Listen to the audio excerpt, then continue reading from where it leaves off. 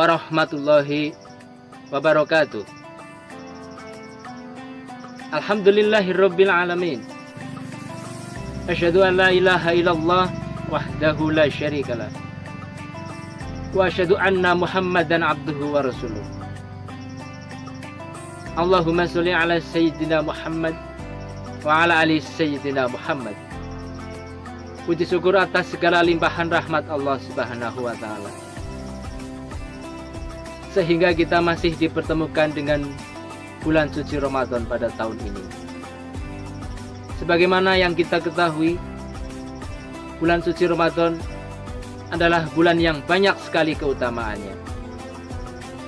Amal ibadah kita akan dilipat gandakan pahalanya. Pintu ampunan Allah akan dibuka seluas-luasnya. Jadi, marilah kita manfaatkan hari-hari kita di bulan suci Ramadan ini dengan banyak beramal soleh.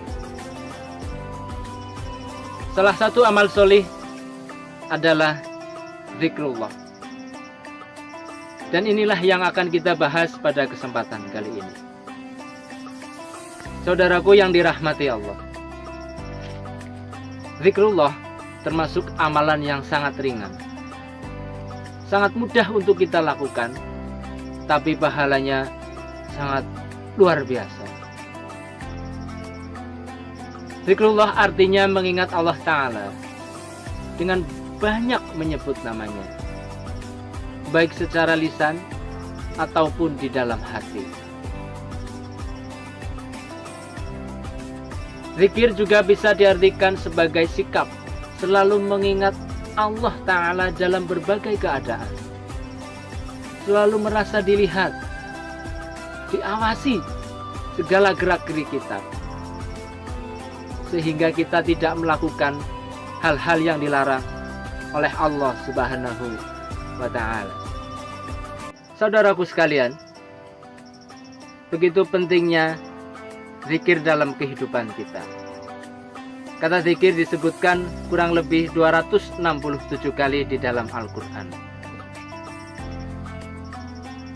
Salah satu ayat yang menyebutkan perintah zikir antara lain dapat kita simak. Yang pertama dalam Quran surah Al-Baqarah ayat 152. A'udzu billahi minasyaitonir rajim. Fadhkuruni azkurkum. Ingatlah kepadaku, maka aku akan ingat kepadamu. Ini jaminan Allah Subhanahu wa ta'ala bagi hamba yang senantiasa mengingatnya, maka Allah pun akan mengingat hambanya tersebut. Dan pada ayat lain Allah Ta'ala berfirman, wala zikrullahi akbar. Dan sungguh zikir itu lebih besar. Yang dimaksud di sini adalah pahala dan manfaatnya. Saudaraku yang dirahmati Allah, salah satu kalimat zikir yang begitu ringan untuk kita ucapkan, namun sangat besar pahalanya, adalah kalimat subhanallah wa bihamdi subhanallahil azim. Rasulullah sallallahu alaihi wasallam pernah bersabda, kalimatani khafifatani fil lisan, saqilatani fil mizan, majbubatan ila rahman. Subhanallah wa bihamdi subhanallahil azim. Dua kalimat yang begitu ringan diucapkan, namun begitu berat di mizan, berat di timbangan kelak ketika hari kiamat,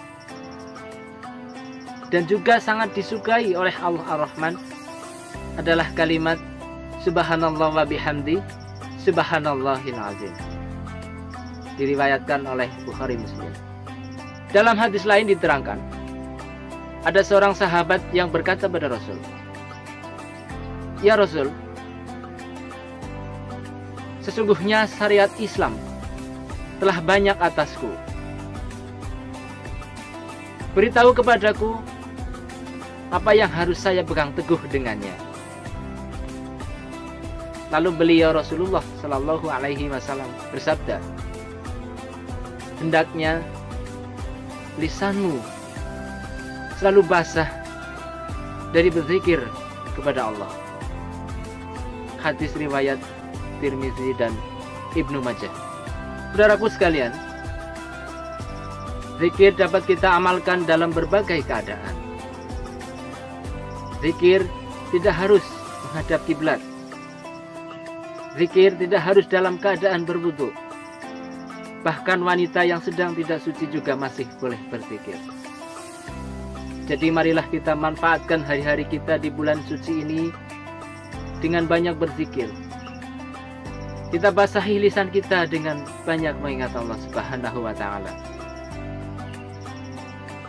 Ada banyak sekali fadilah dari berzikir.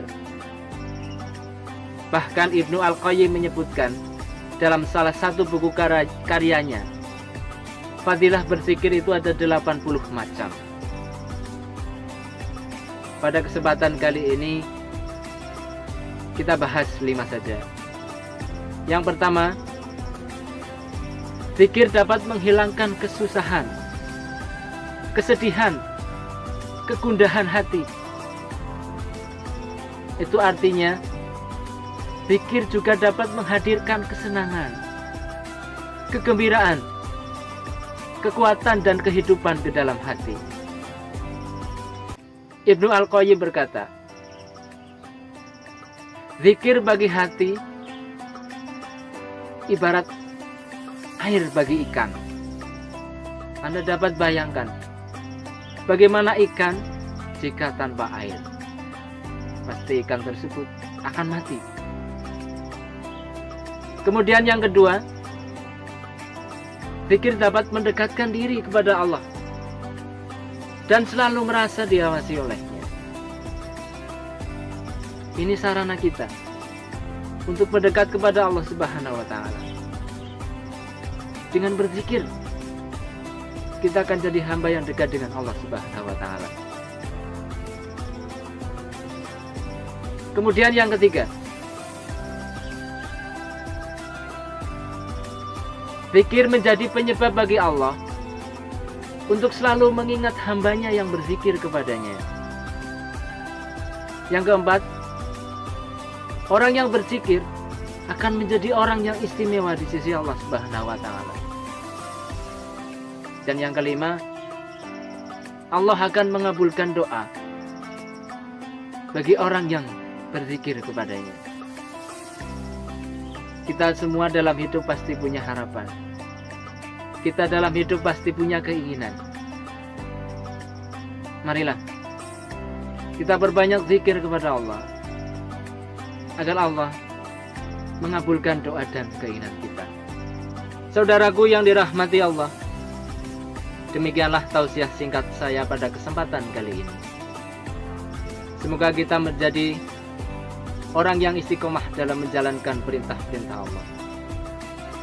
Dan semoga kita bisa senantiasa berzikir kepada Allah dalam setiap gerak langkah kita. Billahi taufiq wal hidayah. Assalamualaikum warahmatullahi wabarakatuh.